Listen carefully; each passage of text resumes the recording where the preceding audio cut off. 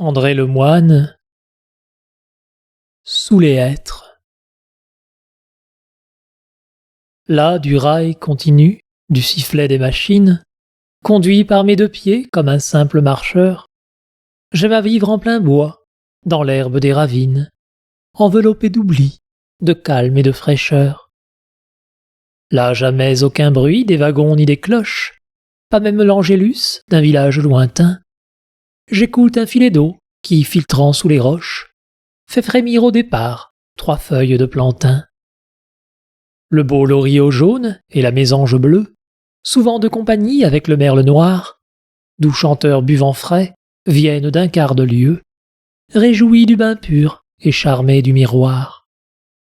Le plus riche voisin de la source limpide, parfois comme un éclair s'échappe des roseaux. C'est un martin pêcheur au vol droit et rapide, emportant sur son aile un reflet vert des eaux. Bleuté à petit jour par les feuilles de hêtre, une lueur discrète éclaire les ravins, peuplés d'esprits follets que j'aime à reconnaître, sphinx papillons nacrés, faunes et grands sylvains. Sous la haute forêt, le cœur troublé s'apaise, les plus fraîches senteurs m'arrivent à la fois.